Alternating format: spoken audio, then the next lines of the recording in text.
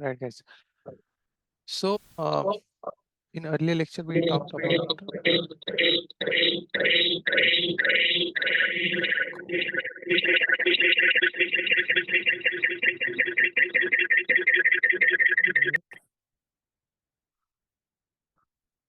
yeah.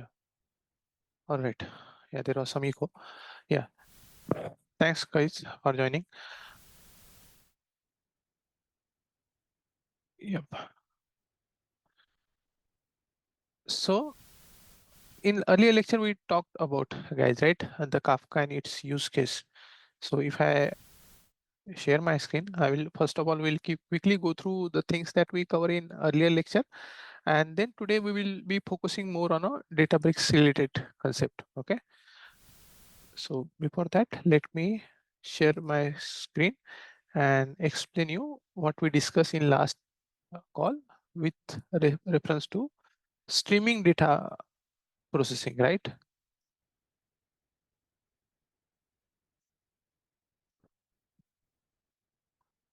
Let me share it.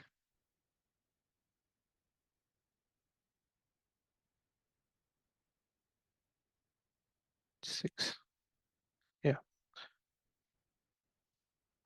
So as you can see my screen,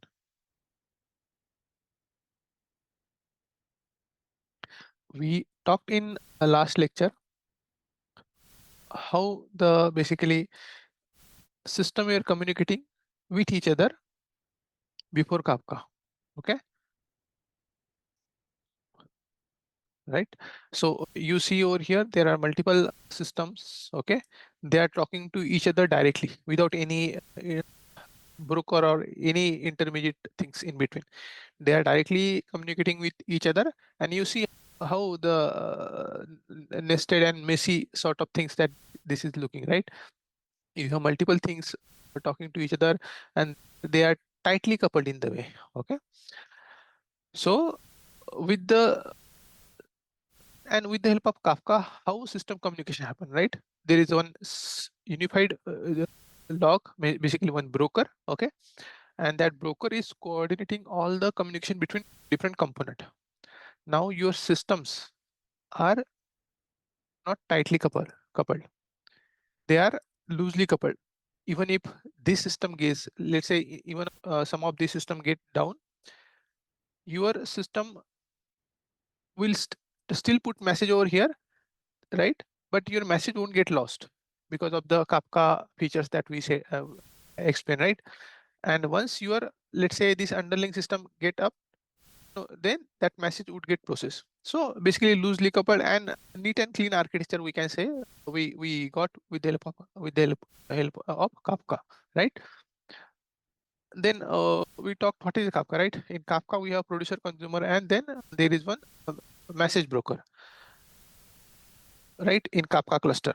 But then I told that if there are multiple producers are sending millions of message, single one Kafka cluster with the single broker is not enough. Then I told you that with the help of retail chain invoice, right? Let's imagine there are multiple producers which are sending millions of message, right, to this broker. Then you should have multiple broker in your Kafka cluster.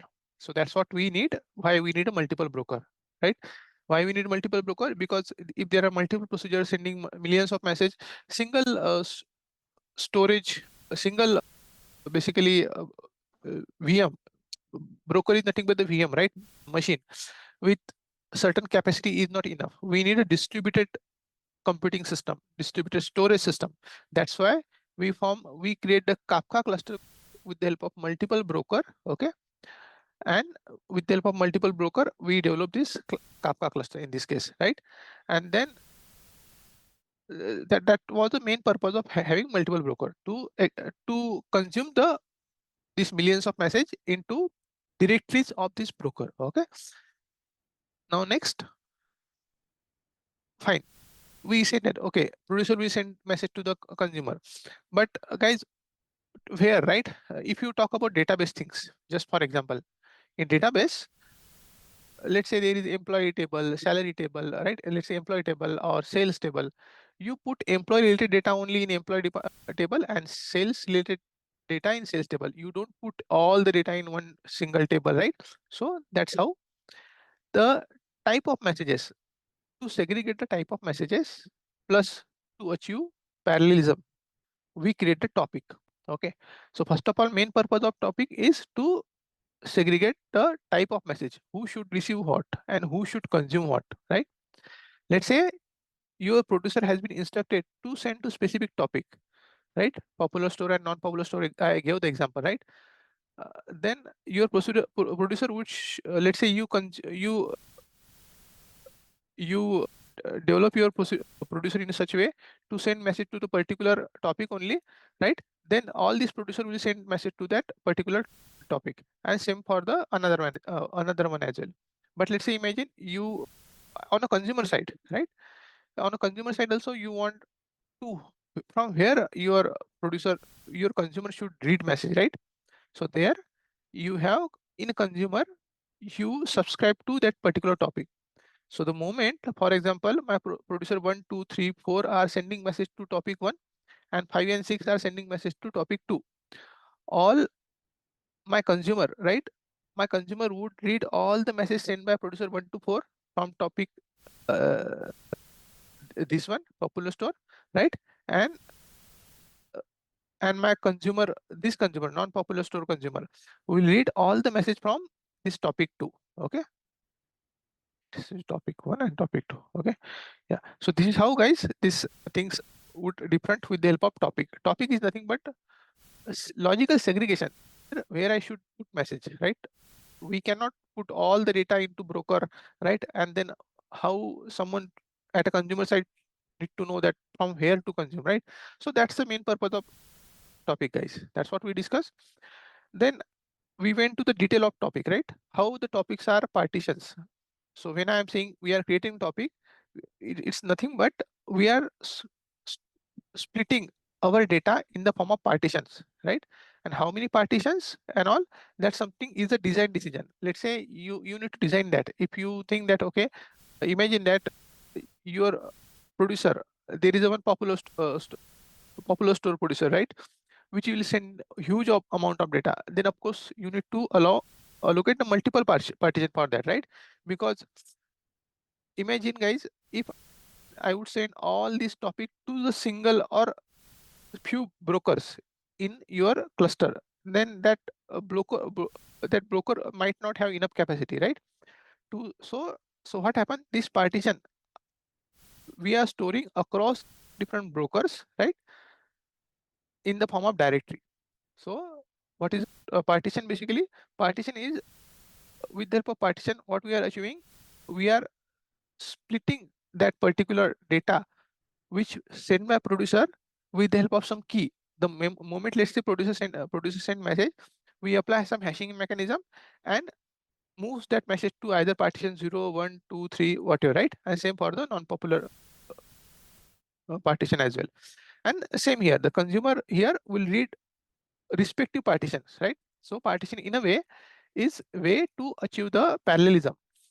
Now imagine, guys, you have one consumer, but let's say you create a five consumer, right?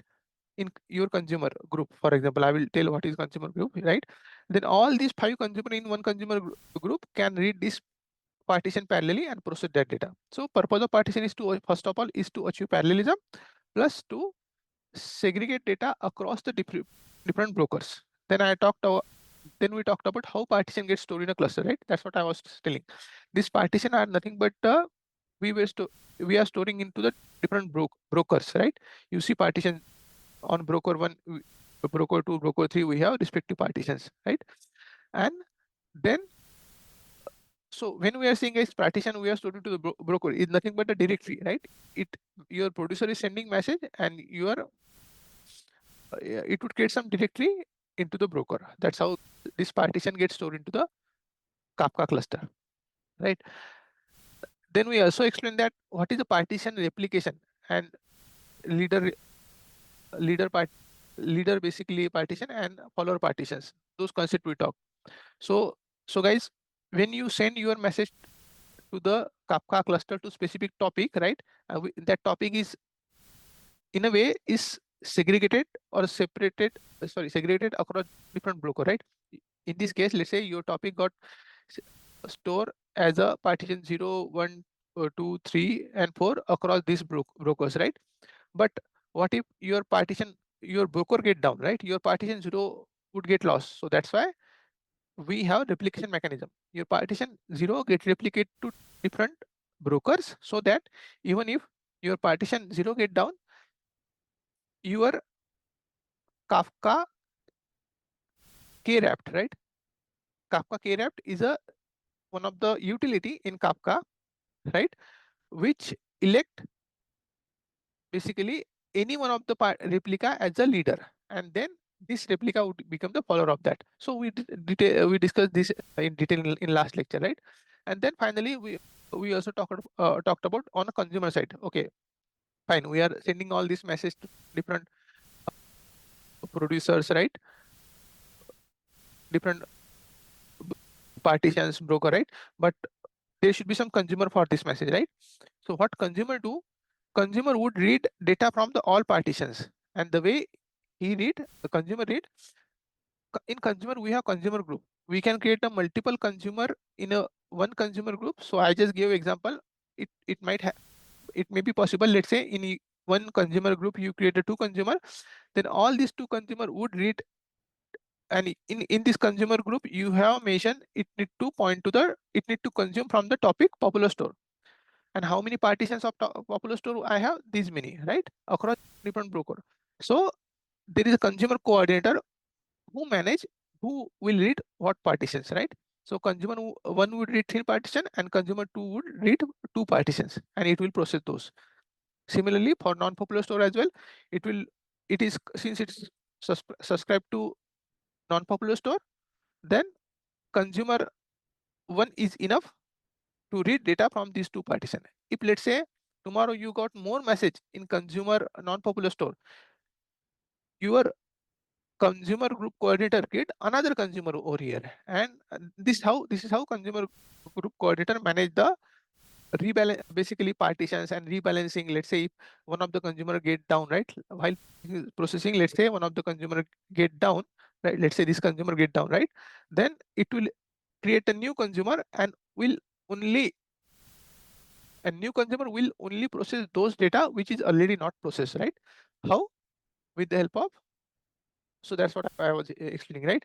In consumer group, let's say we have three here consumer group concept, right? Let's say this consumer is processing data, and one of the consumer, after consuming, let's say two partitions, for example, one of the consumer get down, right? Then what happened? Consumer group coordinator create another consumer and would and this new consumer would select only that data which is not yet processed. How? With the help of consumer, this commit consume, this you see consume offset. So what happened? Your consumer group, your consumer commit the message that it already processed, right? And this is how you would ensure that okay, you will be not processing already processed data. So this is all, guys, we discuss in detail in last lecture. Now we will focus today on Databricks side. Okay, let me open first of all these things. Okay, so guys, see, in Databricks, first of all, you, let's say Databricks support us to create a community edition. So if you go to this URL, you can create your own. Since I already logged in, but if you go to, let's say, community cloud Databricks edition, it would ask you to sign in, and post sign in you can create all these notebooks and cluster. So I would encourage you to go through this particular URL.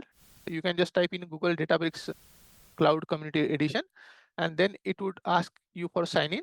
Post sign in, you can see all these things over here. So what Databricks help you? It help you to create the cluster, and it help you to process your data on a DBFS file system, right? Or even if your data is in S3, it help you to process, right? So let me first of all start my, so you see there are multiple tabs. First of all, I will go to the compute tab, right? And let me delete this cluster. So guys, what I'm doing now, I'm creating one cluster. Just wait for a few seconds. So I just create and create compute. Just wait for a few seconds.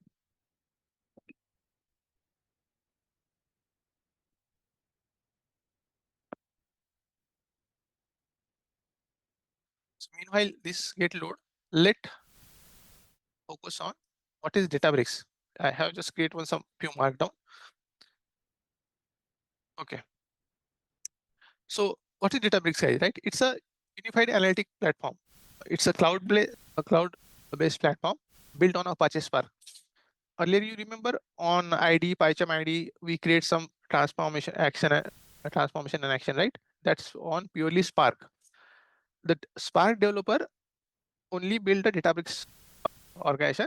They fine-tune the limitation of Apache Spark, okay? Whatever the limitation was there, right? And build a cloud-based version of it. Meaning now, earlier, if you, let's say if you want to deploy your Apache Spark on any cluster, you need to manage all the compute and cluster, right? Platform management is a big complex task. So you need a special skill for that, right? And resources as well. What Databricks help you? You just go to the edition and create the cluster the way I just create in few seconds, right? You see how it's simple. Now all the cluster management taken care by Databricks, and you guys need to just focus on actual development. Plus, they bring some more features as well. We will discuss those in upcoming things, right? So basically, it's a cloud version, and wherein Databricks manage all the computing. Whereas in Apache Spark, let's say if I go and deploy on any one cluster, I need to take care of its entire architecture deployment. I need to ensure that none of the cluster, none of the machine in a work my cluster should get down, right? Otherwise, it would affect my Databricks deployment and sorry, my Spark deployment and all, right? So to avoid all these things, they have developed this Databricks Community Edition, Databricks Edition, right? So it help you for data engineering, data science, machine learning, and analytics, right? Key features. Recently, they also come up with the lakehouse architecture. I will explain what is lakehouse architecture. It's a combination of, guys, data lake plus data warehouse. What is different? Main difference. See, in data lake, you just put all the data, CSV, Parquet, JSON, right? And in data warehouse, you combine data from different databases, relational databases. But the main thing is in relational database, main thing in data warehouse, you can do the CRUD operation, right? Upsert operations, right? Those things are possible. If you wanted to, let's say, update all the record with some ID, that is possible in data warehouse because they are nothing but built on top of relational database things. Underlying is a relational database, fixed schema, right? But if I ask, okay, I have this 10 CSV and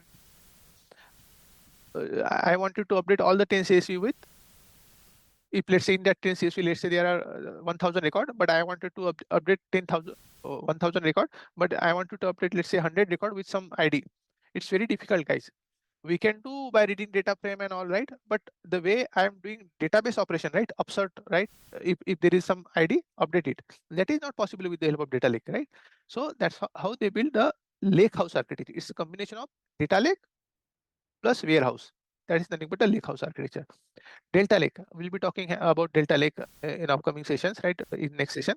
So it's basically the same thing I'm talking about, right? Asset property, where earlier in Data Lake, asset property is not was not available, right? You cannot do all these asset transactions. It doesn't support the transaction management. If let's say I am updating 100 CSV, and if something got fail in my, let's say, 50th CSV, then I cannot roll back. But Delta Lake with the help of Databricks, it supports asset transaction. And of course, you can have the interactive notebook virtualization and all these things with the help of some library that's possible. It support a multiple language to you, right? There are different type of compute management over here, manage cluster. So you can easily create that cluster, and if you are not using that cluster, it will auto terminate. Plus other few things like serverless SQL, it support job cluster, it support cost optimization. Of course, the pay for you use, right? The amount of you use, that for that only you need to pay. Its core usages, guys, mainly Databricks used for ETL and data pipeline. Okay. Then business intelligence and reporting. If let's say you want to generate some insight from your data, your basically data, right? So of course for that it use Databricks use people for BI part as well, right? There are some libraries which can help you to visualize data on Databricks notebook itself. Okay. And real-time streaming. We'll be talking about real-time streaming. Today we will be doing one project, guys, end to end. I will explain that project what would be. So wherein we will be doing some real-time streaming and do some analysis on top of that. And machine learning, AI, all this also it help. You can use your AI libraries, right? And all the and machine learning basically concept to work on Databricks. So it support all those things as well. It's currently available on AWS, Azure, GCP, and it support auto scale, serverless compute, and managed Delta Lake. So all these things is supported by Databricks now, right? So basically, it's a tool for big data and AI. You can use machine learning things over here as well, plus data engineering as well. So that's what high level what is Databricks is, guys. I will tell before moving to any other thing. Let me see if my cluster get launched.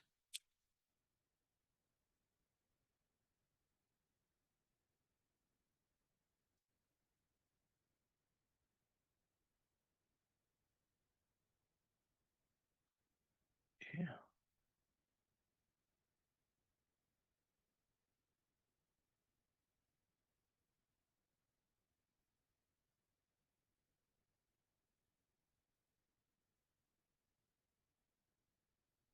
Just example, okay. Spark example here. Let me see if my cluster is up. See, my cluster got created. This is what my cluster is. Okay, it's connecting. Today, guys, we'll be doing one end-to-end project. But before that, I remember in Spark session when we did this ETL operations, right, on PyCharm ID. That time, I that time we not cover two things, and that might be needing for our use case just to understand, so that you shouldn't feel that this is something that we are looking first time. It's the same, guys. Whatever things I explained in earlier session as well, whatever things I was writing there as it is, I can put in my this database Spark application. No differences. The only differences would be your local storage, for example. Meaning, let's say you are reading data files from the local in my PyCharm ID, whereas in this case, you are reading data from your DBFS file system. What is DBFS file system, guys? It's nothing but the file system. Build your Databricks cluster needs some storage, right? So they build Databricks file system. So all the files where when I do the programming in PyCharm ID, all the files were supposed to be on my local, right? But here files are database Databricks file system. That's the only difference and nothing else. All the things is possible.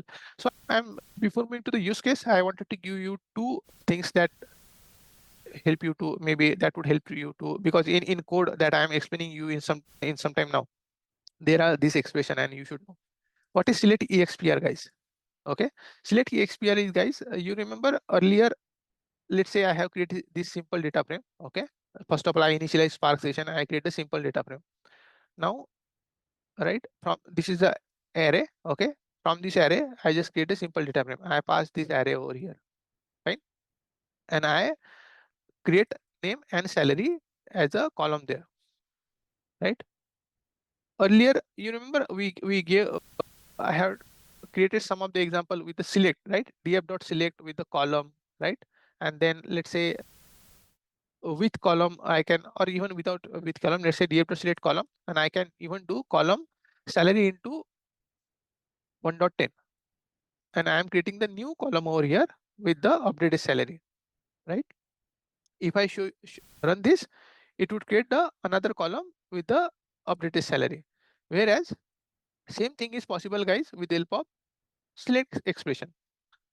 It is a very useful when you wanted to do SQL like things. Okay, so this is more the data frame side sort of things. Okay, you use a column, then column name into alias. These are data frame expressions. But let's say you are good in SQL and you just wanted to write something in SQL, right?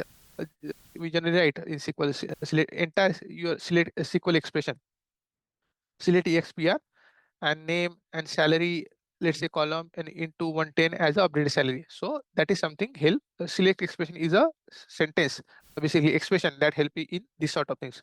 Let me quickly run it just to show you. So I connected that cluster. Okay, it would take some time to run since we are running this first time. So it started the Spark job.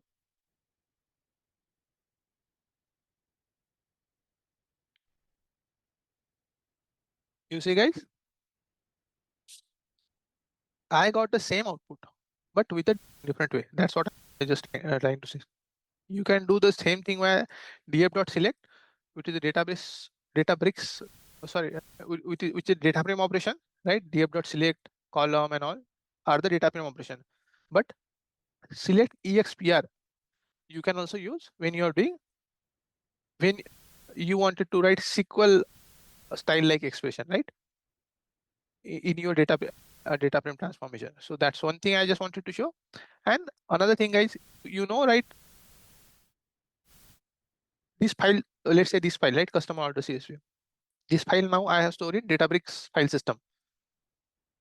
I can even show you where that reside. Let's say if you go to this catalog,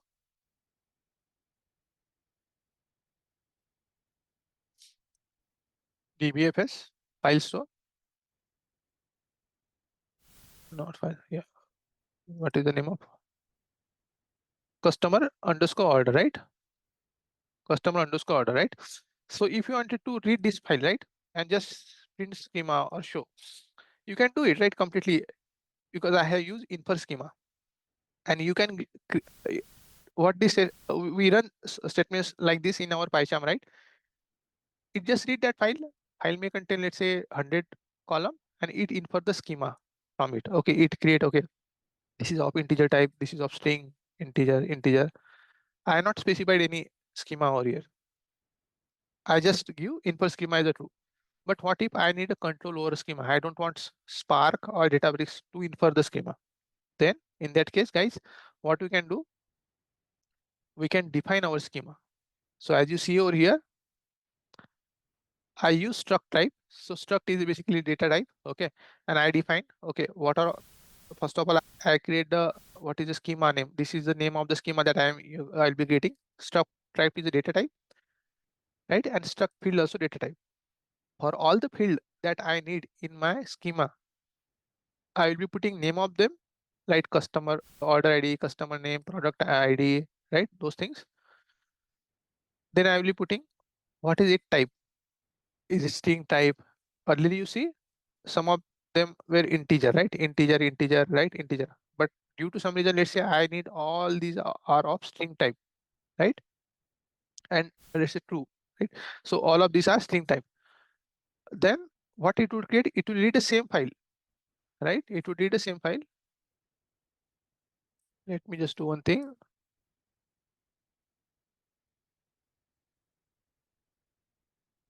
And let me run it now. Because you will be seeing these sort of things in code. You see the difference?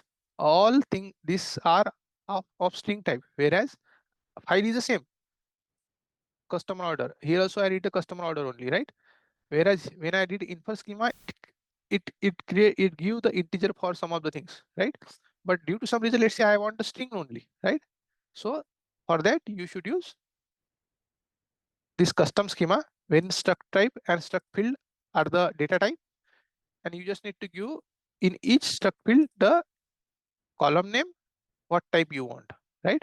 And then when you are reading this file, you just need to give header true and the schema is equal to whatever the custom schema you create. Now, if now when I did this print schema, you see the difference, right? All are of the string type. So these are just two things I wanted to show you, because in a code base you will be seeing those sort of things, select expression and creating the my own schema rather than info schema. Okay. So having said this, guys, let's jump to our use case. We are developing one end-to-end project today. What that project is? Okay. So the use case is of, guys, as you see my this things, right? Yeah. It's basically product rating plus customer feedback. Okay. The objective is to provide real-time product insight by combining product metadata, customer feedback, customer profile information. This insight can help product manager to improve services across the region categories based on the customer satisfaction. That's what the overall use case, the one demo project we are trying today. Okay. What are all the components would be in this project? Producers. These are nothing but your producers which are sending message to the particular topic, right? Producers team. Let me use draw to explain what exactly we are trying to do when it comes to the this part. Okay, I will write over here. So you have, let me see, anyway, let me take one Kafka. This, okay, imagine, guys, this is Confluent Kafka. Okay, I will tell first of all what is use case, what we are achieving in this use case. Right. Okay.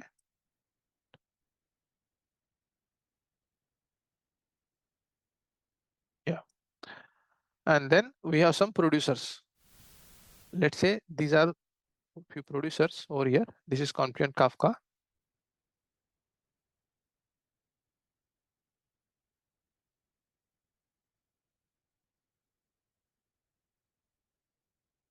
I'll be creating Confluent Kafka soon, but just Confluent.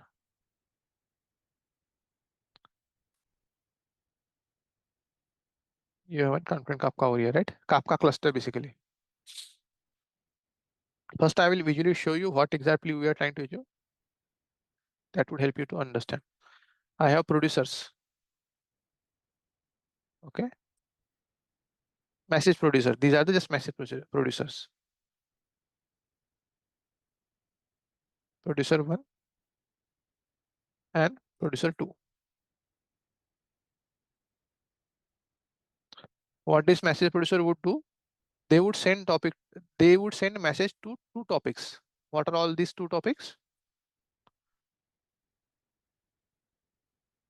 Product topic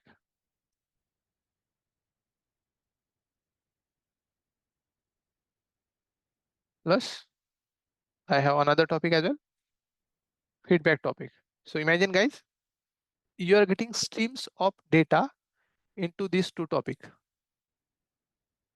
Just here. Okay. Let me see any good. These are just topic. Okay. Or maybe I can use here this one without. So these are, guys, just topic. In Confluent Kafka cluster, I have created product topic and your feedback topic. Fine. Now, and these producer are sending message to these topics. So these respective topics. Okay. Producer 1 and producer 2. Now, since the message would goes to the topic which are nothing but in your Confluent cluster, right?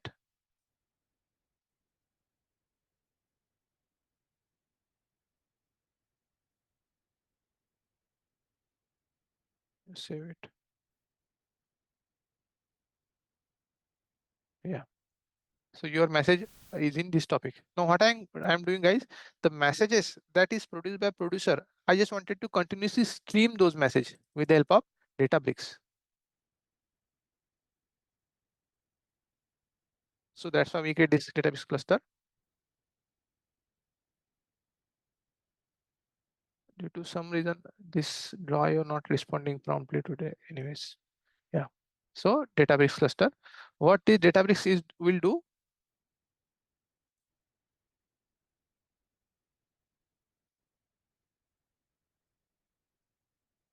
Cluster we already created, right? This database cluster is subscribed to these topics. Okay, it continuously reading the streams of data. So this database cluster would continuously read these streams of data from this topic. Okay, plus I'm getting these streams of data, but guys, I also have some data already in Databricks file system. That is nothing but the storage layer of Databricks. So what I'm doing in Databricks, I will show you. So there are, in let's say DBFS file system. Now this entire things talking about within Databricks itself. Okay, let me make Databricks logo a bit too big just to show you this entire things are happening within a Databricks. Okay. So the DBFS is a file system, right? In Databricks, I told you. Sorry, it's a DBFS, it's a Databricks file system, right? Right. So this DBFS is a file system wherein I have put some data. Let's imagine I have already some files. Let me see file icon. Nice. Yeah. Let's say imagine in my DBFS file system, there are some already files. And now guys, I am getting streams of data. What I'm doing in Databricks, right? I am joining these two data set, stream data plus static data. So in my Databricks, what I will do,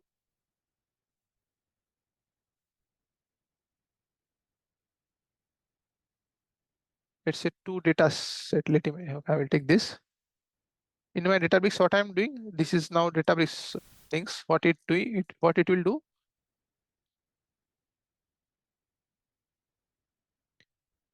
it will read this file data, okay? Because data is already there in file system. So of course, the file data is kind of, I would say, static data, right? It's a batch data. Instead of saying static data, it's a batch data, okay? Batch plus stream. I will tell what is this batch and stream, right? What this, I told you, I am getting message in this topic. My database is continuously reading data from this topic, guys, right? And then it would, what this database code is doing, the streams of data, it's joining with the batch data. Where is my batch data residing? In Databricks file system. Imagine guys, there is some another producer, some other system, okay?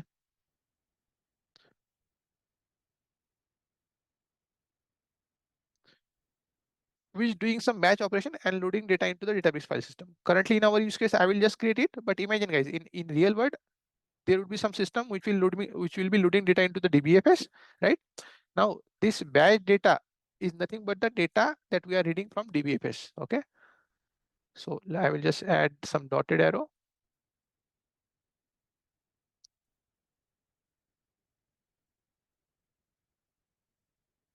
So whatever the batch data you are seeing is nothing but the data you are reading from this DBFS file system. And your stream data is nothing but you are reading the data from this. Let me take a marker. This your stream data is nothing but data that you are reading from this Kafka producer and Kafka, basically these two topic, right? You are getting the streams of data over here. Okay. Now what you are doing next, guys? Then you are joining these two streams of data, stream and batch data, and moving that. So this is your here. Let's say you are having a raw layer. Okay. This entire things is your raw layer. You just have some data into.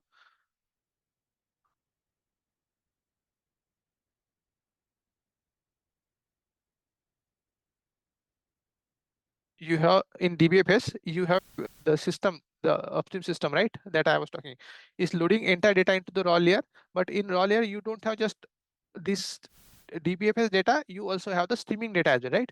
In raw layer, you are just combining this data set from the streams and file system, and then moving that data to the enrich layer by joining these two data set and doing some meaningful operation over here. So what next?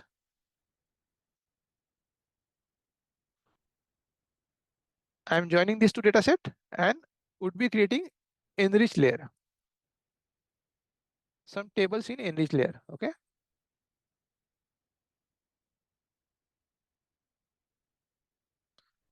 In enrich layer, I'm doing some database operation and loading data into the some tables in enrich layer. For example, this is my enrich layer. Okay. Instead of maybe moving this to down, I can just take it up here. Okay. I move this data from raw layer to enrich layer, right? Now on once I have data in enrich layer, what I will be doing next, I will be further querying this data, doing some operations, and would be forming business layer tables from the data that I have in this layer. So this is what guys end to end use case will be implemented today. If I can show you this properly, right? You see, you have Confluent Kafka cluster, right? And you have these producers. These producers are sending data to these respective topics in Databricks. I will be streaming that data from this topic. So stream data and batch data I have in DBFS only, right? Database file system. I will be joining these two. So it's called in industry people call it like stream plus static join. Okay, because batch is not continuously updating, it's updating let's say once in a day. So stream and static join I'm doing and creating the enriched layer out of it, enhanced data. And then that enriched layer data further I'm doing some querying, creating table, and I will be forming business layer and will generate this insight, whatever we talk few things, right? Over here, that what we want this insight, what insight we are trying to do. This insight would help product manager to improve its service across the region categories and based on customer satisfaction and all, right? So that's what I explain you in terms of what we'll be doing now. And this is same thing, guys, right? Whatever I have explained, it's the same thing I have explained in Draw. So there will be raw layer, right? In just product plus feedback Kafka stream. Then in enrich layer, I am joining it with the my file system stream plus static join, stream and batch, stream plus static join, right? These things, stream and batch basically. You can consider batch as a static because batch is, let's say, imagine it's once system is sending data once in a day. So this is not continuously updating data. This is just one time update, okay? Once in a day. But stream is continuous. It's 24/7, right? So you are joining these two and forming enrich layer. Then guys, and then what business value will be getting out of it? Identify top rated product, region by region, right? So identify underperforming categories and understand the customers sentiment rates. So this is all what we will do. Okay. So first of all, guys, let me create a raw layer data ingestion, right? So we have now cluster ready. Let me connect to this cluster. I have connected to this cluster. So before doing that, I know that I need to install some lab. I will tell that what the purpose of that library.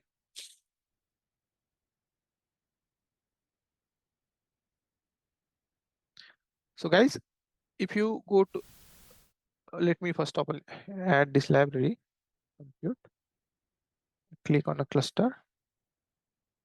See, while developing, let's say database cluster, if you need some extra library, right?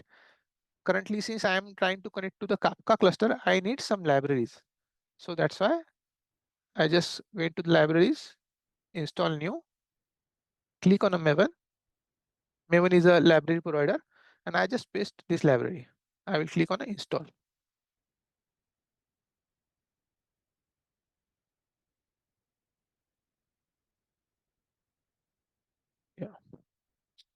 So it will install now in few seconds.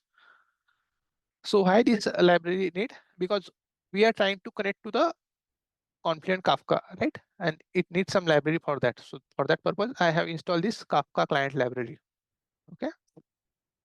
Once it install, then I will be creating some files in DBFS system, basically table data in DBFS system, right? This library got installed, guys. Let's go to the workspace, and then I'll be clicking on what is data.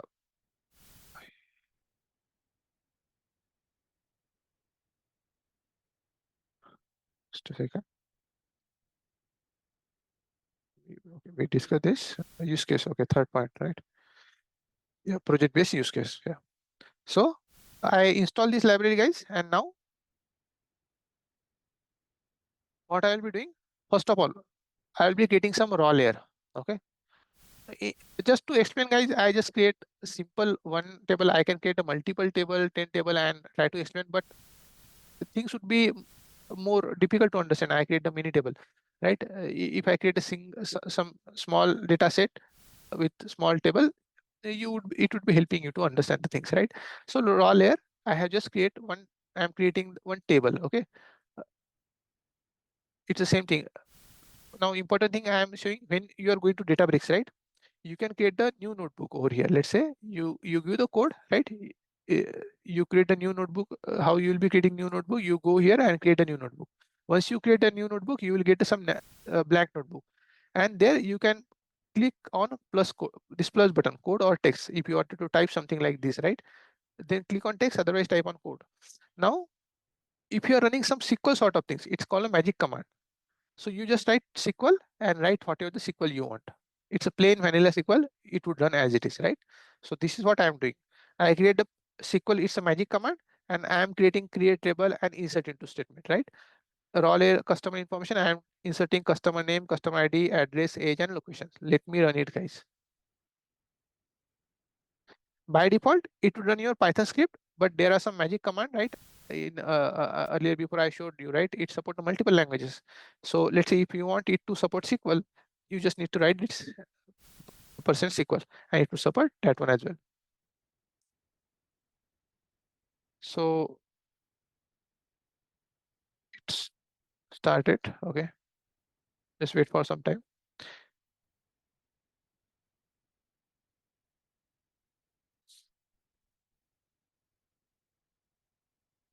Yeah. So it shows, guys, it's finished execution. Okay.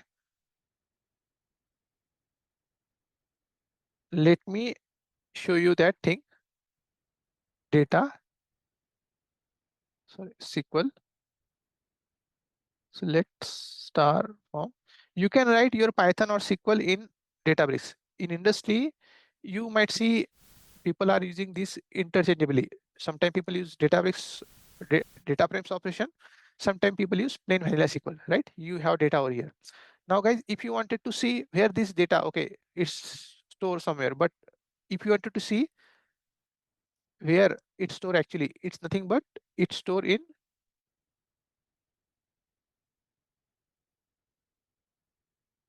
Right. Second, where is what is the name of this customer raw layer info, right? So let me click on a catalog, DBFS, user,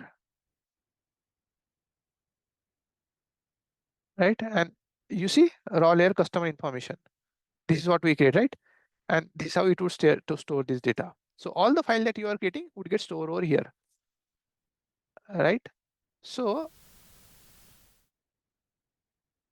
just a second, let me show you one more thing. If I just click on a workspace.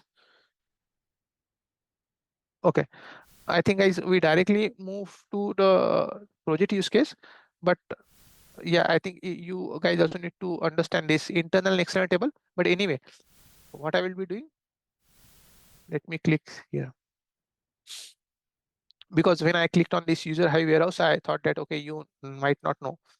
So, okay, anyway, we create a table, but let me quickly tell you what is this internal and external table in Databricks, right?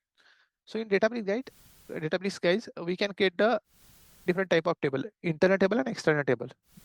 Now fine, we talked about this use case and we load data into DBFS. We are still here only, okay? I will just add some marker. Currently, we are at this stage, okay? For example,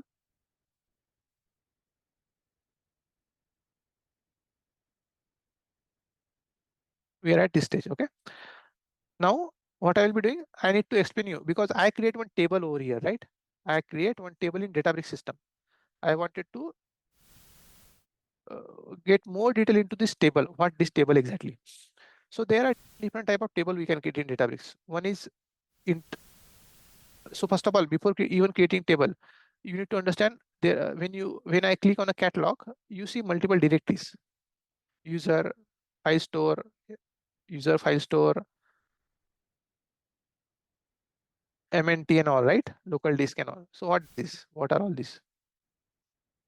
So basically, user hive warehouse is nothing but a default internal storage. You see, the moment I say create any table out of data frame, right? I create these things only, right? Save as a table. It would go to the user hive warehouse. It's a default internal table store. Okay. And you see that I just show you user hive warehouse and one of the table name. But if you want to point to the external system, let's say if you wanted to mount to the external data sources like Delta Lake, Azure Data Lake, right? Basically Azure Gen 2 Data Lake, right? AWS S3, GCP, that also possible. So the MNT you are saying over here, right? If I just go to the DBFS and this MNT, you see, I just need to select a cluster, confirm.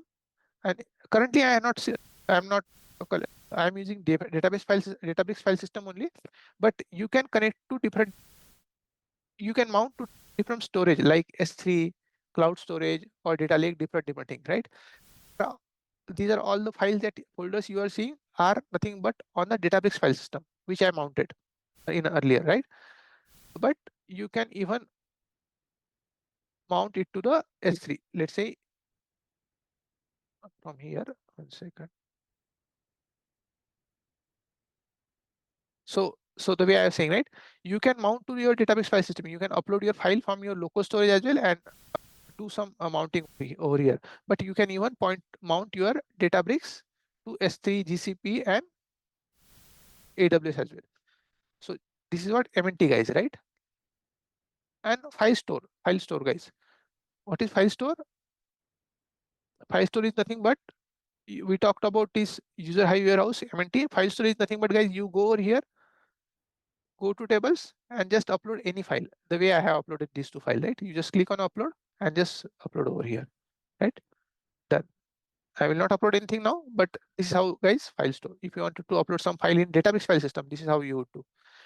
But if you wanted to mount something, right, then just by clicking, it would not work this way. You need to, there are some special settings that you need to do at the storage account layer and all. Then you would be only able to mount your Databricks file, your AWS S3 or Azure storage account over here, right? But in our case, all these folders you are seeing are on database file system. So that's what the folder structure, guys. Right? So this is what I was talking, right? User hive warehouse, internal managed delta, managed tables, right? You just ignore delta for now. I will explaining what is delta table and all, right? It's a so basically internal managed tables, right? MNT is external stable and file storage is temporarily. You can just upload via UI and create some files and read that data. Now, guys, let me show you one example. Okay. So, okay. Currently, guys, what I'm doing, I'm showing just you simple example. I'm reading some, I'm just creating some array with the 2 row, okay? Customer name, product ID, and quantity and order ID, creating the data frame out of it and storing that data with the save as a table. Okay. I wanted to show you some internal table and external table differences. Okay, cluster net not attached. Let me attach the cluster over here.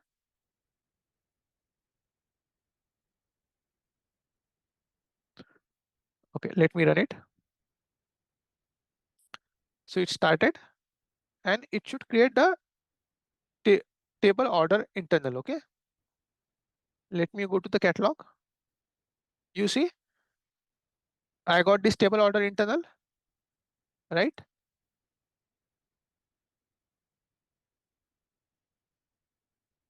You see, I got this file system as well, right? Table order internal, table order in basically for internal. Okay.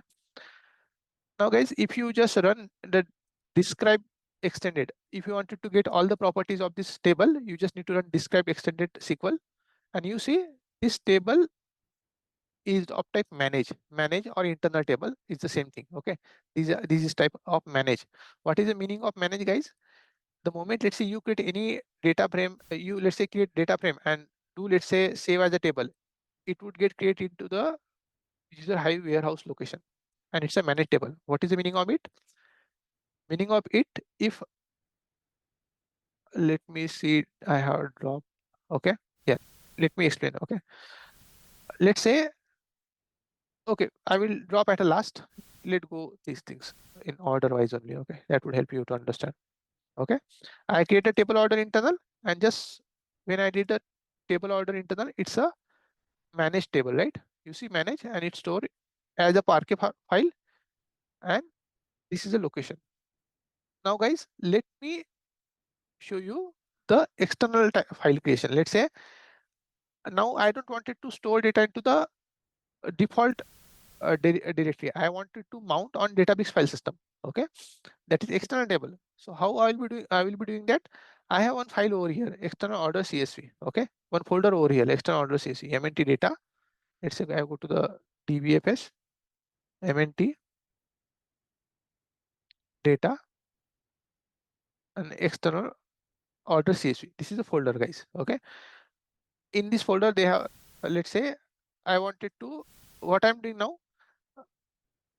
here in this folder, I'll be putting my I'll be creating my table as an external. So what I'm doing, guys, over here, you see order data frame at the top. I have created order data frame, right? Same order data frame.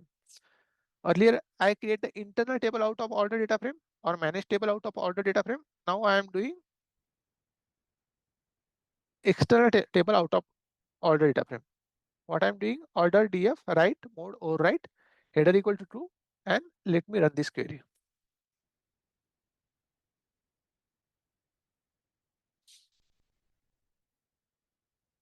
So it did is a task. Okay, let me take you through dbfs mnt,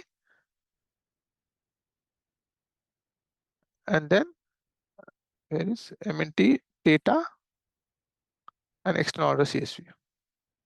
You see some files over there, right? Because these are just file it created in the form of csv, right? And all these things. So the moment you run this command, it's create this data as a CSV files, not Parquet or anything. I can give how I want. Do I need a Parquet or CSV? Currently, I create this as a CSV over here. Now, guys, the file that I created there, now at that location, I am creating the external table. So I write a magic SQL command. Okay, create table, external table using CSV. If you, let's say, store data in the form of Parquet, you can use a Parquet here as well. But since I create using CSV, I just mentioned using CSV, and I am giving the location of that particular path. Header equal to true and info schema equal to true. Let me run this. It will create a table, right? It show table created. Now let's run, guys, external order tables, how it look. So this is what the table we create, right? External table. You see the, it type external. Okay. Provider is CSV. In above case, provider was a delta, but here I specifically add that I need a CSV. But main important thing is here type is external and here type is manage. What is the difference, guys? I will show you now. Let me, you see, in, I will just run this table order dbfs, right? File where, no, sorry, user hive warehouse table order int, right? You see over here. Now let me run these things. I'm dropping my table. It dropped. Okay.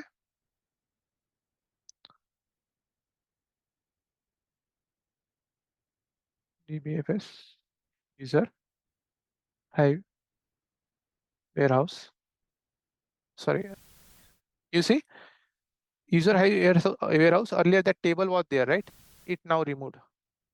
So the main thing with this internal table is, right, if you drop the table, underlying file also would get dropped. But with the external table, even if you drop this external table, now of course your table is anyway got dropped, right? Table is not here. Your internal table is not here, right? But your file also not there. But if you talk about external order, right? You see DPFS, MNT.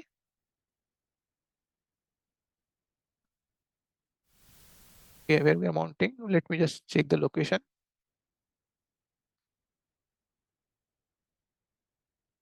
It's MNT data external order CSV, right? MNT data external order CSV, right? Data files are here, right? Now let me run this drop command. It succeed. Let me go here. DBFS, MNT,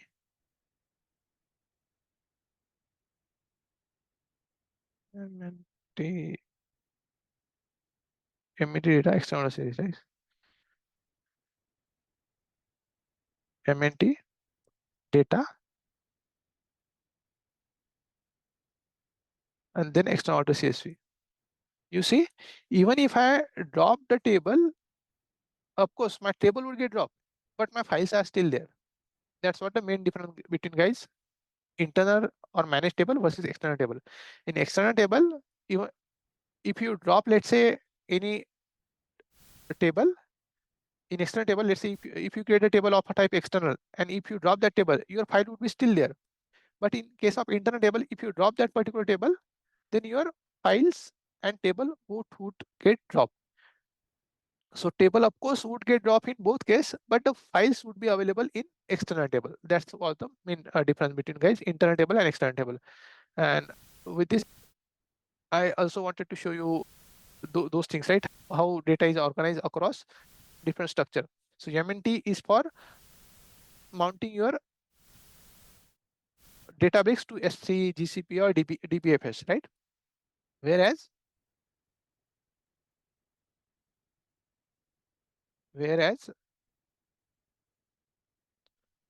user is something, whenever you are creating the any table out of data frame, like save as a table, it would get stored into the user directory. Okay. And the file store is nothing but you click over here and upload any simple file from your local storage. So that's what the main difference. Local disk is something that we generally not use. It's uh, it's something that we don't want it to use local disk database, because its database continues sometime restart that disk and all, right, and we might lose that data. But these three are mainly people use. Okay. So this is what, guys, internal and external table I wanted to show you. Okay. Now let me move to our project use case, right? So we were till here. I store, I run this SQL, okay, database command, and load data into this raw layer. If I just show over here to you, I run this command, right, and selects raw layer customer information. If I just go to the catalog, first of all, you see raw layer custom information table got created, and where that table would be residing, since warehouse raw layer custom information, right?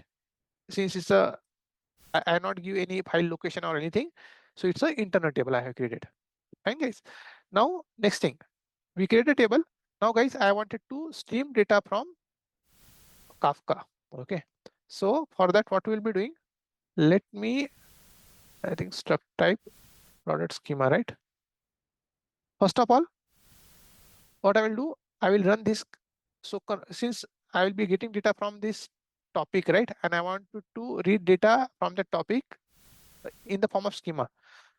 So what I will do, let ignore this for now, because the same product schema I have mentioned over here as well. So not need to run above cell. So I will explain now what I'm doing over here. So in this cell, guys, I am doing spark.read stream and I am reading data from the Kafka. Okay. So first of all, for that, you need to create a Kafka cluster, right? Confident cluster. So let me create first of all Kafka confident cluster. I mean environment. I got to the Confident Cloud, right? In early lecture, so I explained that how to you can log in into the Confident Cloud just by giving some your email ID and all. And once you logged in, then you would get page like this. So let it get refresh. Okay. So once you logged in, you should get page like this. Let me create, guys, cluster. So now I will be getting some basic cluster. Okay. This cluster I wanted to create in AWS region. Let me create on it have some cost associated with it. Okay, so you just need to be aware about it. Create cluster. So in this cluster now I'll be creating some topics. Cluster settings. Let me click on cluster settings and let me take this bootstrap URL. This URL, guys, I need to configure in my code. Plus I also need to configure, mostly bootstrap URL would be same. So I will explain 1 second. Let me first copy it. So so you see, one is product data frame I am forming and one is feedback data frame I am forming. How I am forming this data frame? By reading from this topic, feedback topic, right? And product topic. So of course, as per this architecture diagram, your producer would send data to the feedback topic and product topic and feedback topic. And my database code is streaming data from this respective topic. That's what I'm trying to show over here. So you see, I subscribe to product topic in above case and feedback topic in below case, right? All these things, I need a secure mechanism and SSL mechanism is a plain, right? And then I need to give this important username and password, basically credentials, to connect to my Kafka cluster. So for that, I need to go over here. I need to create some API key. Let me create some key, guys. Okay, and let me click it. Let me copy those things. First of all, I'll just be copying somewhere else.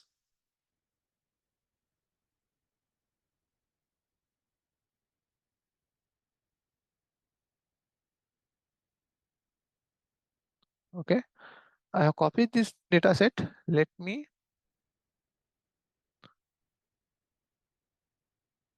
download it. Okay, well, just wait for a second. Let me click on a download and continue.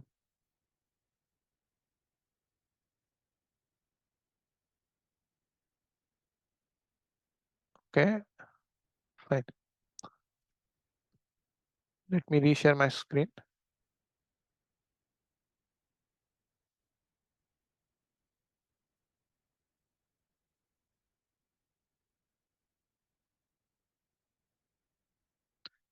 So I created these keys, guys, right over here.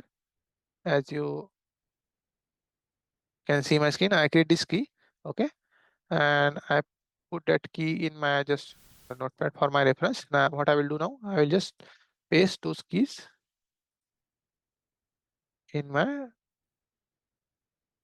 Databricks environment. Okay, so I'm in my code now.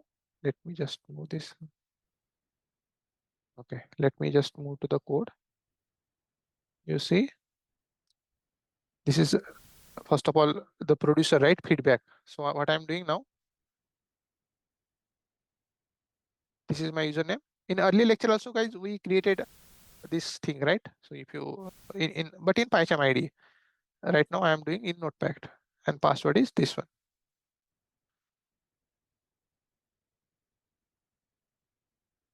Let me see if I copied everything properly. Yeah.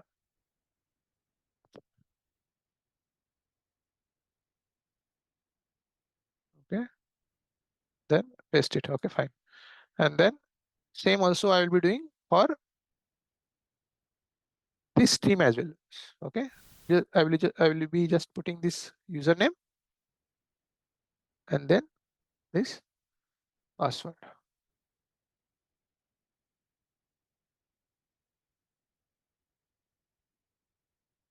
Okay, yeah, fine. Now I have the things that we need to connect to. Just a second, guys. Let me stop sharing for a second.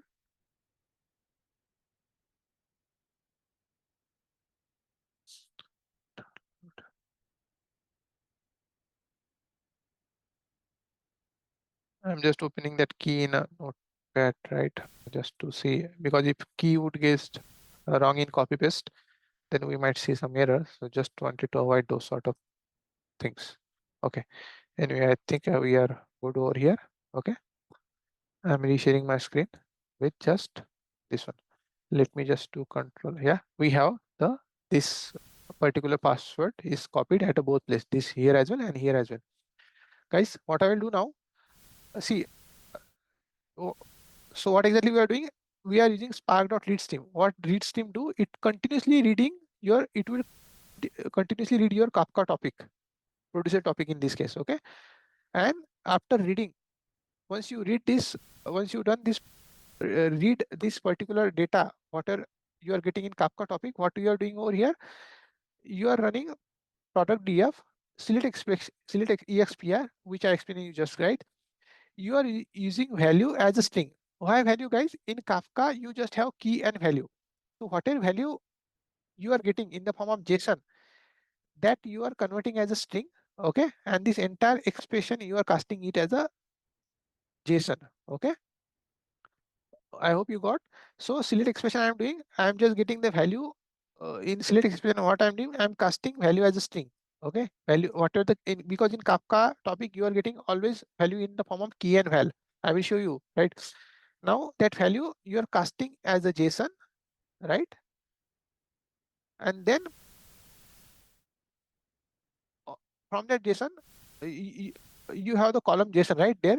You just create a column JSON, and then you are applying the product schema on top of it. What is this product schema, guys?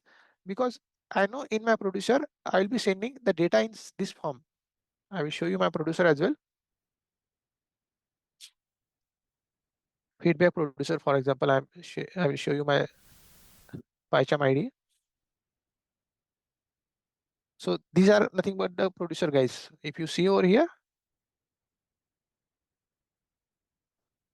I will show you this code as well. But if you see my feedback producer, right? This producer is also connected to Kafka cluster, right? With the same things. I will need to move all the credentials over here as well. But what I'm doing over here, I'm passing this four variable, right? Customer name, product ID, rating, and review. So that's why in my code, in my PyCharm, sorry, in my database as well, I use this thing, product ID, title, not here. Yeah, customer ID, product name, ID, rating, and review. For which one? Feedback idea. And if I talk about, if I show you my, for example, I have two producers over there.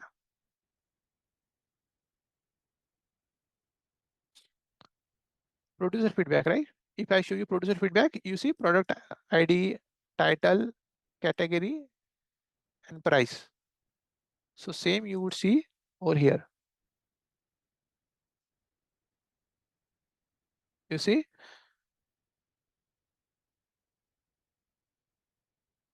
product ID, title, category, and price. You form one you form one schema, right? And whatever the value that you are getting in Kafka topic, you are creating some data frame out of it, right? In this fashion. And then you are selecting star out of it. So product stream, that's how we are creating product stream. And similarly, in feedback schema as well, right? You are pointing to this cluster, okay, Kafka cluster. First of all, you form one schema, okay, because I know that in my producer feedback, I have this column. I can show you once more. In my producer feedback, So we have producer. I will take you to this code line by line, but in my producer feedback, you see customer name. Which one? One second. Feedback schema, right? Feedbacks. Yeah, yeah. So feedback schema, you have customer name, product ID, rating, and review. So that's why if you go to, you see customer name, product ID, rating, and review. I found this schema. I know that in my topic, I'll be getting uh, means in Kafka topic, you will be having always key and value. You are reading that particular value as a string, casting it into the JSON, right? And then what you are doing, you are applying this schema on top of that this JSON. You are doing select from JSON clause, okay? And the column name you give the JSON as a column name you are giving over here, and this feedback schema. What is the schema that you have created? You are applying that schema, and then finally you are getting this theme as well. So guys, this is how our consumer would look like. Now let me go to our producer code as well.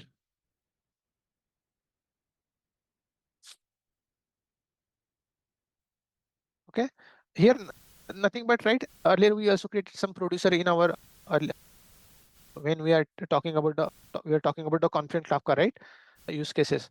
So these are nothing but the producer which will send the streams of data your Confluent cluster. So what I will be doing just now, I'll be just copying the secrets over here, nothing else. I will explain for the new code. So I have copied these things. Let me take API secret as well.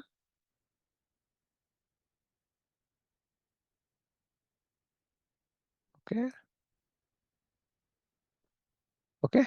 So guys, I just create a producer. This producer I already created in earlier lecture as well, right? Producer like this, and I am forming some feedbacks. Okay. These are all the feedbacks from different customer. I am passing. First of all, I create the array of feedback, and for each feedback, I just getting that message as a JSON, and then I am using producer.produce, right? Feedback topic is a topic that I am pointing to, right? Key, I told you, right? In Kafka, we always pass data in the form of key and val, right? So key is a customer name over here in our example, right? Ideally, you can use ID and other things, but for just simplicity, I am using customer name as a key, and value is entire this message. So that's why, guys, in database code, we were looking this entire value, right? If you see in database code, you see we are reading this value, right? This value is nothing but what are the value? I just show you now. This is what the value, right? This value is particular message. So this entire message, I am getting this entire message, right? And then on this entire message, what I am doing, I have created one.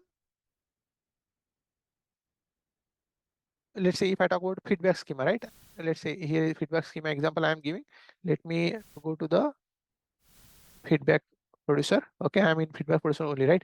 So customer name, product ID, rating, and review, right? You see, I formed this schema: customer name, product ID, rating, and review, and then creating one data frame out of it, which will look like this, which will contain customer name, product ID, rating, and review. And from here, I got the data frame from Kafka topic. So this is what I'm doing in feedback schema as well, guys, and product schema, basically product schema as well, right? Now let me go to the topic, basically PyCharm. So 1 second.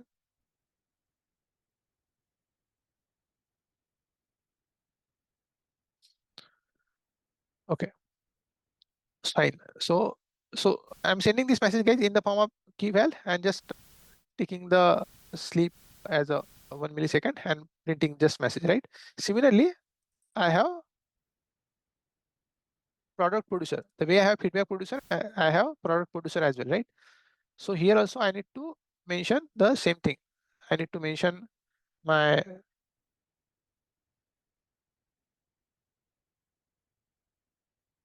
First of all, password, right? Then my key, and let me check. The Bootstrap server generally not get changed. So, but anyway, let me check if that's what changed. Yeah, but Bootstrap server is same, right? So you can ignore. So now in product producer, what I am doing, I am forming one array, product array, right? And based on a product ID, title, category, okay, title, category, and price, right? And for each product array, I'm just creating the JSON, right? Out of my product, each product, I'm forming JSON, and I'm doing producer.produce, producing to that particular topic in the form of product ID as a key and value as an entire message, right? Since I am passing this entire message over my Kafka topic, that's why you see product ID, title, category, and price. So if I go to the code,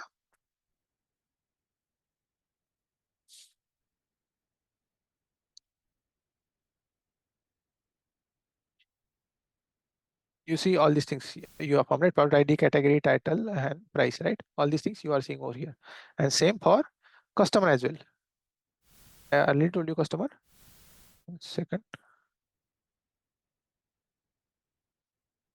So if you go to the customer, sorry, feedback producer, you see customer, product ID, review, rating and review, right?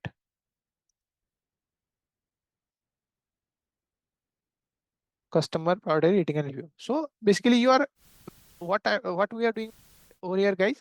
What are the messages we are getting into topic? We are forming some data frame out of it over here. Okay. We are forming some data frame over here, right?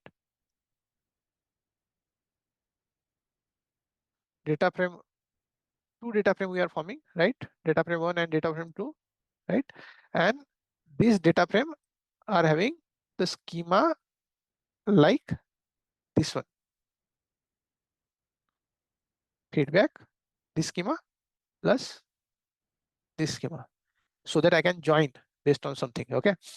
Now, guys, let me do one thing. I will first explain you this code, and then I will take it. So fine. We got this. We are reading this two data frame, right? After reading, guys, what I'm doing, I'm at enrichment layer. Now we are done with the raw layer. We just loaded data into the raw layer. But before starting my producer and consumer, let me explain what we are doing over here. I have read this Spark table, Spark.table and table name. You remember earlier I created this very first thing, I have created this table over here, right?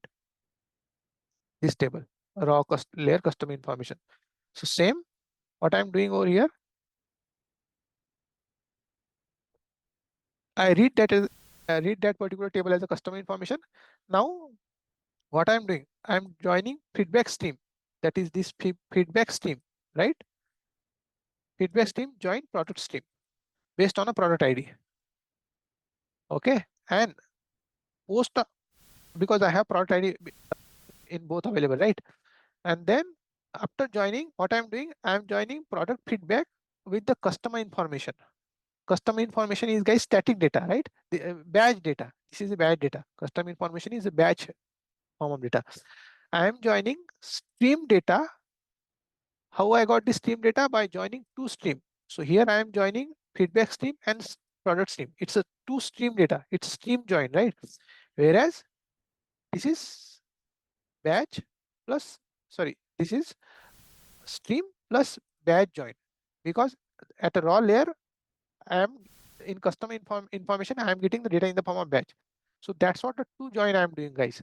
And then I'm doing further operation on top of it. So before doing anything, let me, guys, do quickly few things now. I am on my Kafka cluster. I will create this two topic now, which I was explaining to you, right? So let me go to, what is the topic name? Yeah. So I gave, right, this product topic I wanted to create. Let me copy this name, create topic, just give the name of it. you can give the partition as a 4, right? I will just create it the default product topic. Then let me go to the guys feedback topic. I will create, let this skip these other things. That's not something we are more looking into. Okay, I create the product topic. Let me click on another topic creation, add topic. I will give this feedback topic. I will just give the 4 partition over here, right? And I will get the feedback topic with the default. Let me skip these things. So guys, I have these 2 topics now. Okay, feedback topics and product topics over here. Currently, there is no data. For example, over here, if I just click, show, there is no data. Let me run this my producer guys now. Okay, before running code producer, let me first of all run my consumer. Our consumer should stream that data from that particular topic. Okay, so first of all, see, we run this command, right? Select, first of all, we run this entire insert in, create the one table raw layer, insert data, right? And then select command we run. This I not run because this schema creation is already part of this one. So now I will run this cell guys. What this cell is doing, it's reading data from 2 different topic, that is producer topic and producer topic, right? Yeah, this what it's doing, it's reading data from the producer topic and creating one, reading the data in the form of stream. Okay, let me run it guys. You see, it show it started, it consumed that, consumed to, it's pointing to that particular topic. Okay, let me do here as well, right? Spark.list stream and feedback topic I am now pointing to, right? Let me run this one as well. So it started streaming that now, but since there is no data, we need to push some data there, right? So let's start our producer system now.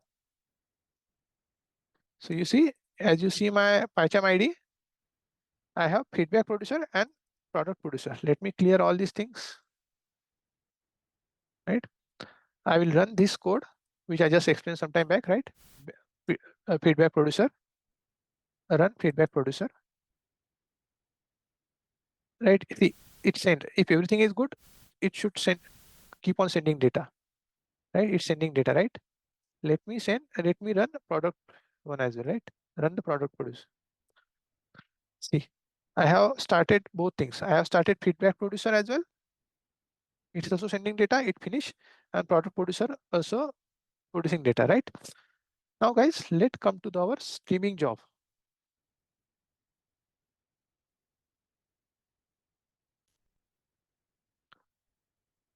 Guys, if let me,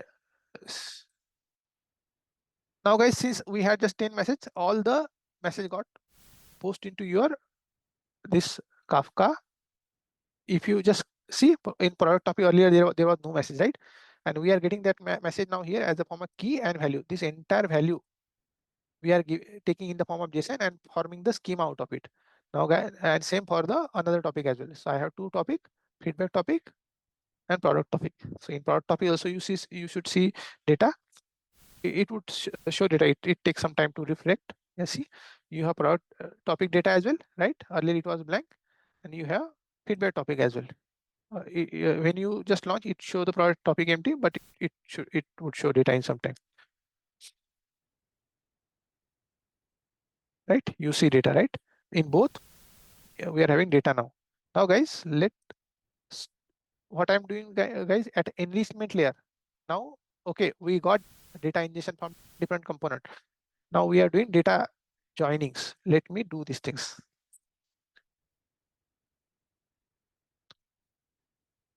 Okay, it completed just now, less than 1 second.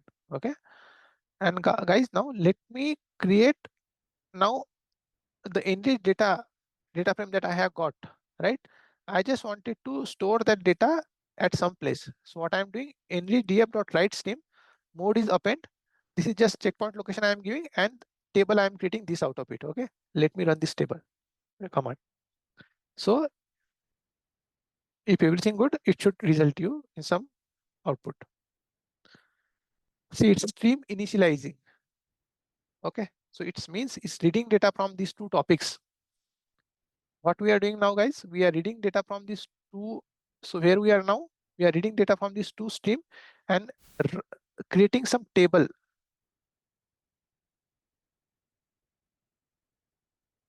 Creating some table or data, what you write.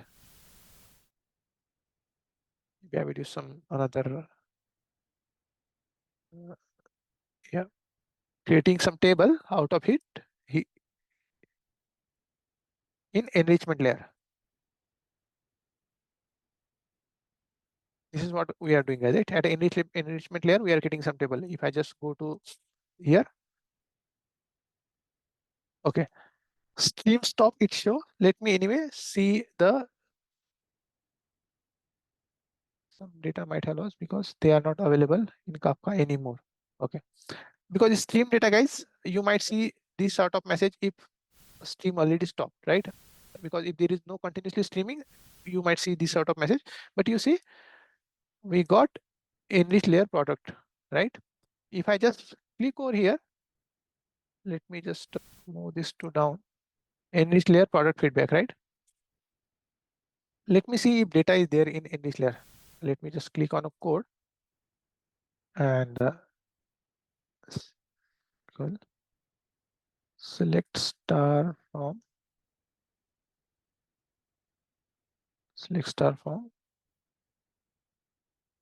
enrich layer product feedback.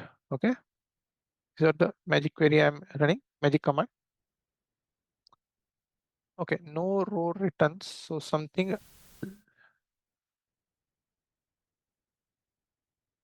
possibly, guys, the way, let me run because it's a streaming data, right? And we got one error possibly because consumer consumed it, but we make some time because I'm explaining you things one by one, right? So that's why maybe this command get run late and we not seeing any data when we are doing join. Let me do one thing. Let me produce a message again once again. Okay, and this time we can be quick because I already explained those things. So I'll be now sharing these things to quick to you. Let me show the topic part. Okay, fine. It's fine. I can send a duplicate message. That's not an issue for me because ultimately we are trying to just see the use case. So what I'm doing now, guys, I will run the producer. See, I am running product producer. Once again, I am running feedback producer as well, right? What I'm doing, guys, I will quickly go over my Databricks. Okay, I'm quickly in my Databricks. And then what I will be doing, I'll be running the streaming data over here. Streaming data over here. Okay. And then let me run this one as well. And then let me run this one as well.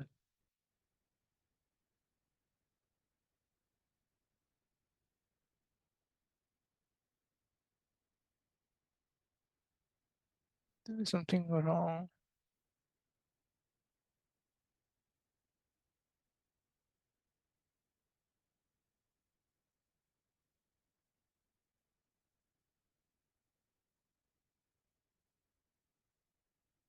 Just a second. Okay, maybe let me do some layer.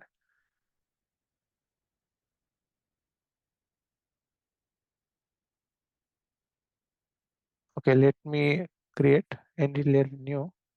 Maybe some already it could be issue of this location because earlier I have already created that location.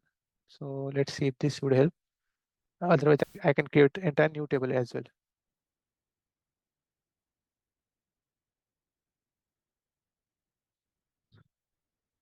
So you see, I pass these messages and it's look like to me as of now that this location were already in use. Possibly if you, I can just make some changes in my location, then it should run. I will tell you reason behind that because Kafka streaming cannot use when you are streaming data, right? Need some different checkpoint location. It sometimes it not use the same checkpoint location. And that's why I think we were getting this earlier error. So let me run this, guys. So what it's doing, it joining So any data frame, whatever we are getting, right? I join my static raw, basically batch data with the stream data and form any data frame. And this any data frame, guys, I have got over here, right? Let it run. See, it's running. Okay. I wanted to show you one thing. Okay. See, you see, it's when it's going to end, it's again start. Uh, could you guess, guys, why it's not stopping? Because it's a streaming job. The moment you get new and it's continuously waiting data, it's not stopping, it's continuously waiting for new data. So just after doing giving another location, our job started running well. Now let me run this query.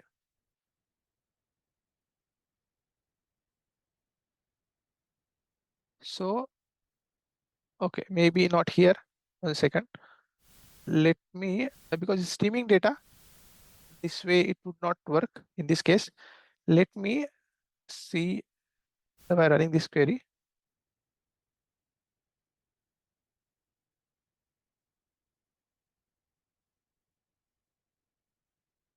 Okay, let me start my producer once again. We should see some messages.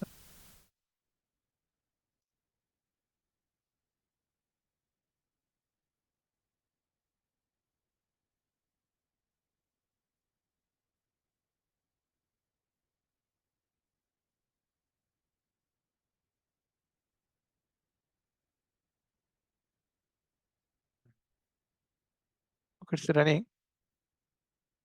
Let me go to the catalog, DBFS, or let's see, enrich product info, for example. I clicked on this. This is what the table we are trying to form.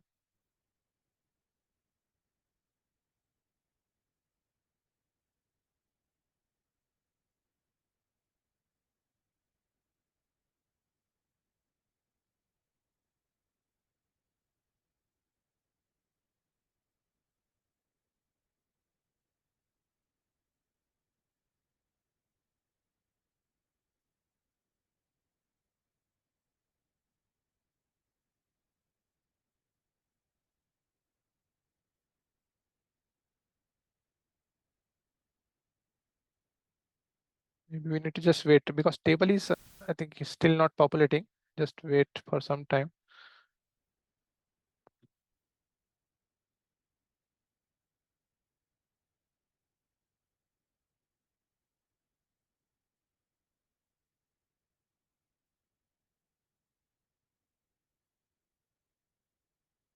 In streaming data, guys, because data is continuously coming, right? So you should, uh, and while I'm explaining, sometime I just need to go to that code and that may affect our streaming execution. So anyway, let me click on once again over here.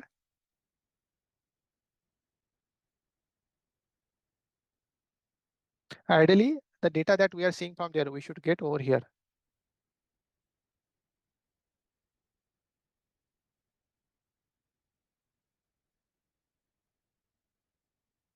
Let it get open.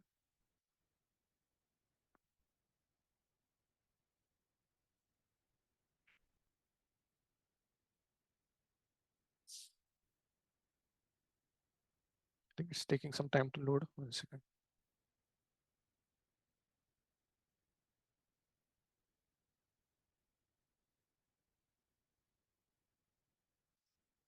It's continuously still loading. Just wait, maybe, yeah. Loaded. Project based use case. You see. Yeah. So our Spark job is continuously running, guys. Let me see. Let me consume producer.consume. Let me run consumer.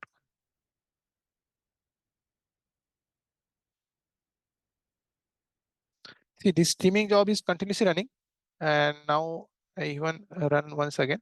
You might see this sort of error in streaming data.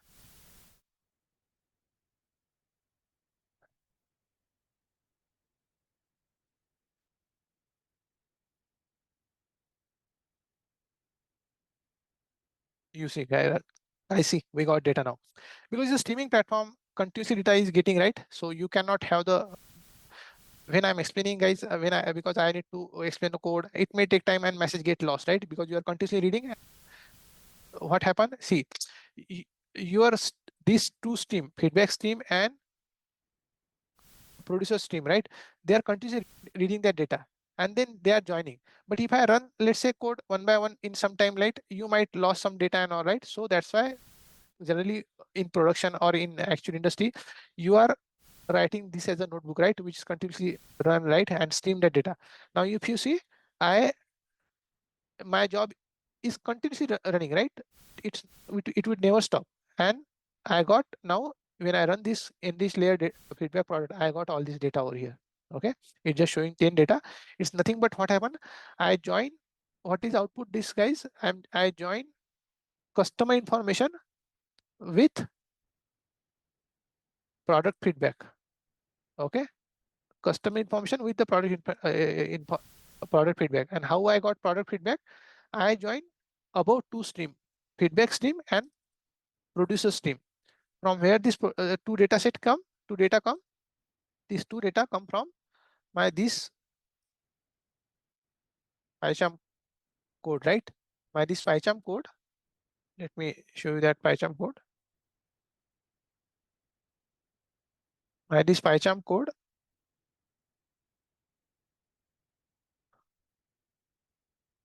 is sending this data, right, to those respective topic, and I then join this feedback data from feedback topic with product topic based on product ID. I have product ID here as well, and I have product ID here as well, right? I join, and then after joining, let me go to database notebook. After joining, you see, I join based on product ID, and then that data I'm joining based on a customer name. If you see in my raw layer custom information, you have the customer name, right? So I'm just joining just based on a customer name. In this case, generally you would be joining based on a customer ID and all, but for this demo, I'm joining. Now, guys, we are getting this data at a enrich layer. Okay, we form one enrich layer. Now let's generate some business layer stat out of it. Okay, we query data at enrich layer, right? Now let's run. Okay, business layer table creation. So guys, once you have created enrich layer data set, you can create the table out of your enrich layer. In my simple example, I am using only one enrich layer data. Okay, but you can have multiple enrich layer tables, and you'll be writing SQL query to form business layer table out of it. There are two ways. Either you can use a SQL based approach, the way I have used, or you can use your PySpark based thing as well, which I explained in earlier session, right? All these things are possible. So if I just run this query, what this query is doing, it's creating new table business layer product insight. Okay, it is running few tables from enrich layer dataset, and it's doing count of total review, rating, right? Basically average of rating, average of price, and max location, trending location. So this is all sort of data it's running. So let it get run. I think, see, it's stream data, right? I explain you guys. Stream is very sensitive things. So the moment, let's say, okay, cannot create table because business table already exists. Let me create some another table, guys. Create table demo. Okay, I'll be creating this table out of my streams, which is in enrich layer data. Okay, let's see if this one.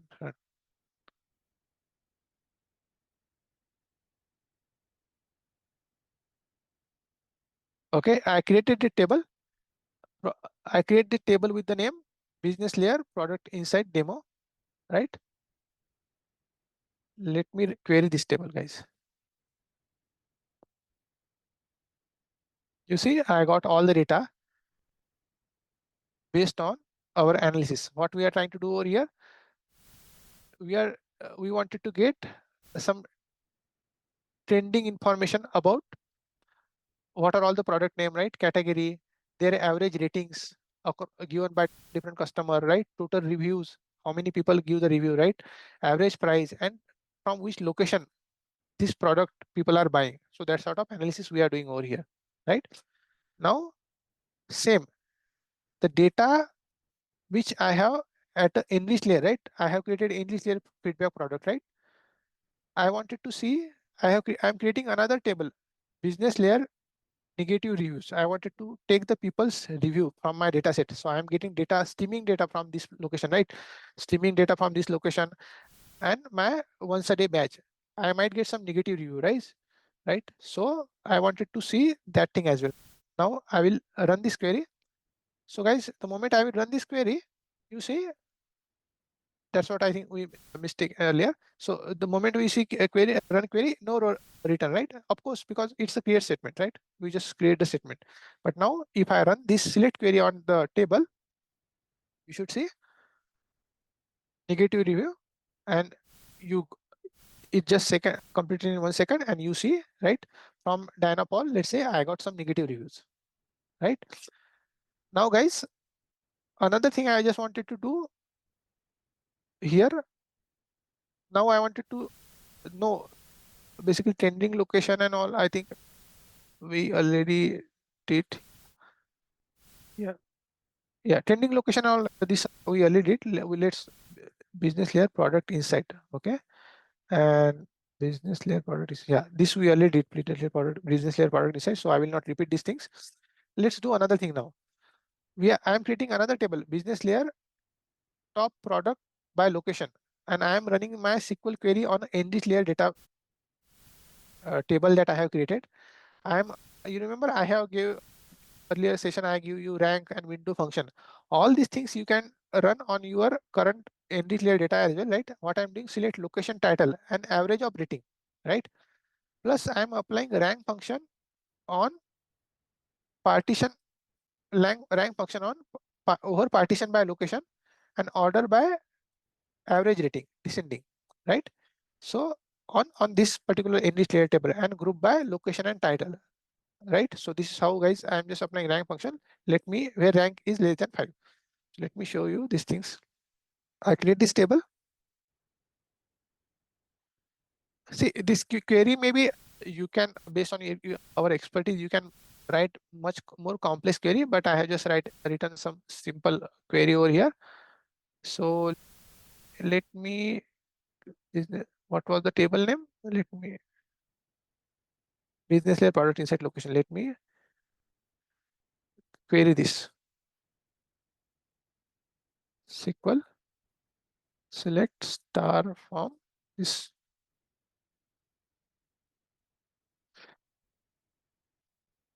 You see, guys, we are getting business layer product by location, business layer top product by locations. From each locations, what are all the product, right? Rank one and average ratings and all these things we are getting from this data set. So this is how, guys, in actual project, you will be writing either PySpark or SQL. So if you understood these things, if you could understand this thing, right? So at the enrich layer, I have just created one table, right? But you can have multiple table at the enrich layer,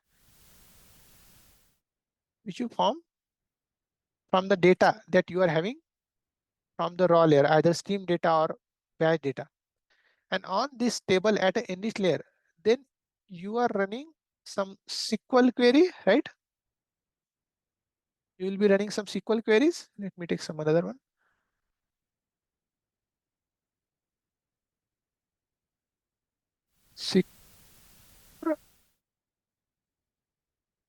SQL or data frame to form your business layer tables. So these are all enrich layer table. These are all business layer table.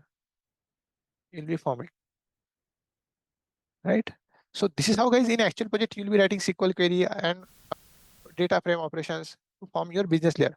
Now, as we were talking earlier, right?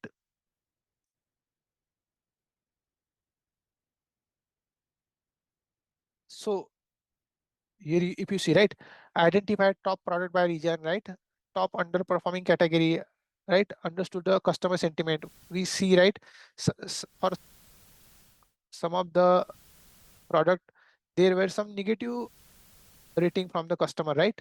For example, here, right? Whatever we run, right? Dynapol, I think. Let me show you that executed things. Yeah, you see, if I get some negative rating, that would show over here, right? So all this data you need to analyze, right? Based on data that coming from the raw layer, right? And raw to enrich, you in enrich layer, you will be joining some data between. I'm just joining stream data plus static data. In enrich layer, what I did, in enrich layer, I just join the stream and batch plus I joined stream and stream as well. Where did I did this operation at an enrich layer. So let me mark this way.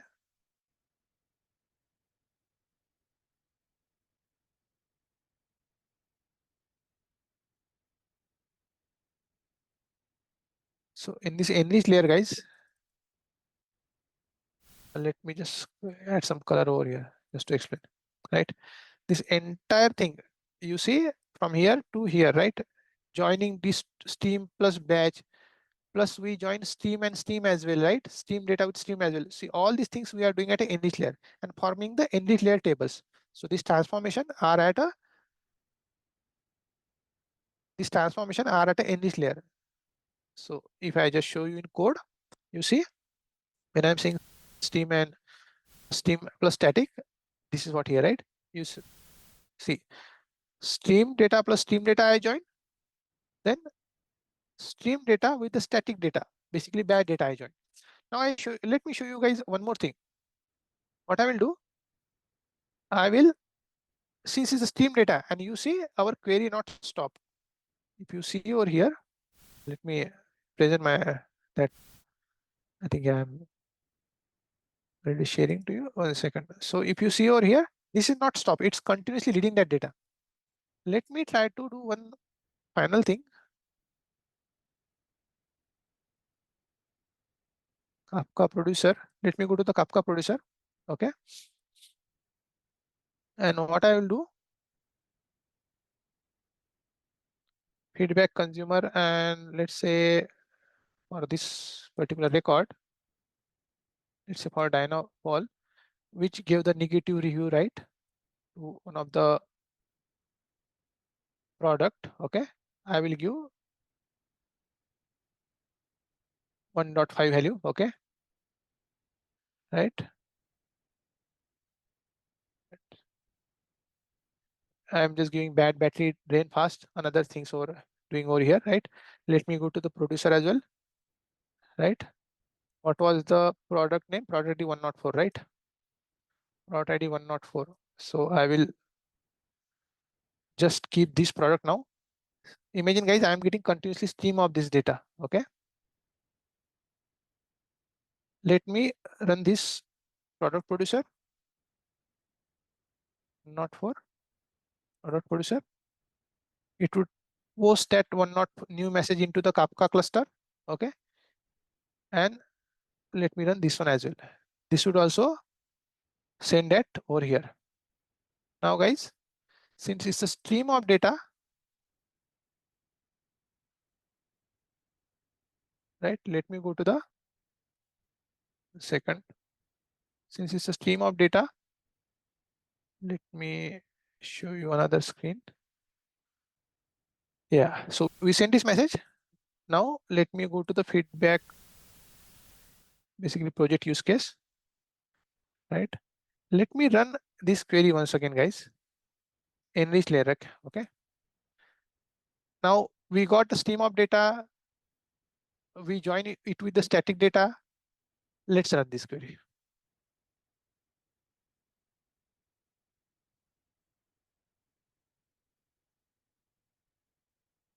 So it's spin up, it's running the Spark job. Just wait.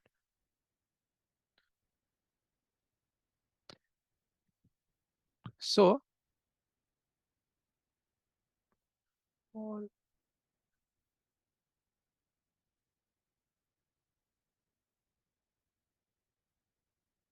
it just maybe and all I see 1, 2, 3. Okay, let's just wait. Let me, yeah, I got things. I need to again see in in this sort of things, you need to continuously stream that data. But since I am just running it manually, so might be seeing some.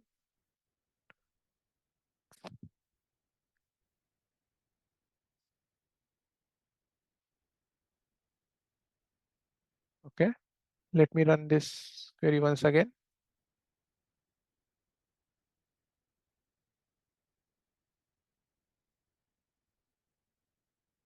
You see, guys, I run twice time, but ideally this sort of job would be a scheduled job, right? You will be not running just for your demo purpose. Since I am giving demo, I am running multiple times. But you see, since I ran twice, you got 105, right? I just give from my PyCharm code the new data, right? That is 105, and that's what I got in my right for this product ID, right? 104 is product ID, and I give the rating as a 105, right? So that's why I got in my continuous stream of data this bad battery drain fast, right? So what I'm trying to say, what's happening over here? You are getting continuous stream of data, and then you are applying stream plus batch join in your enrich layer. Plus, you are also doing.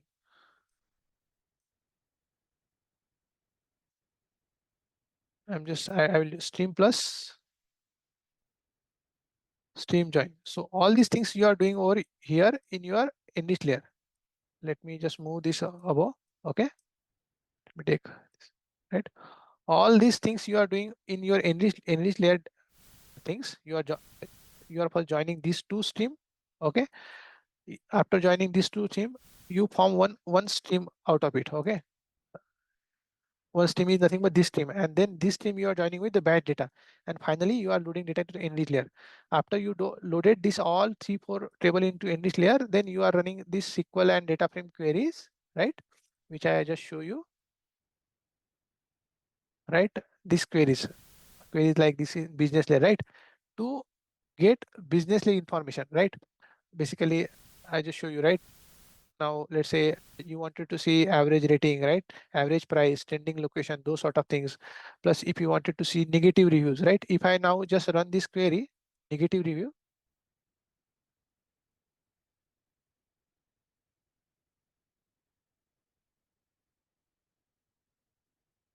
Okay, let me before that let me just query these things, right. So I query, okay, data okay, maybe already created.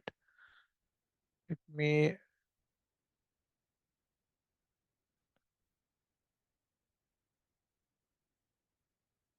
just create okay, maybe I don't need to create these things just for one thing, but let me just keyword and then select star form. You see, for uh, see Dynapol, because I'm sending multiple message from my producer. When I create a new table out of it, right? Basically, what I did from in this layer, I just see the review like bad, okay, and rating less than 3. So I got from Dynapol, I got a latest record as well. Bad battery drain fast, right? So all these streams of data you can join, and you can your business can get some meaningful insight out of it. The moment, let's say, you add some more message, someone would add more message, you can generate, you want your business to react promptly on top of it, right? So that's why, guys, in industry people use this streaming and all these things, streaming layer. So this is what, guys, I just wanted to cover today.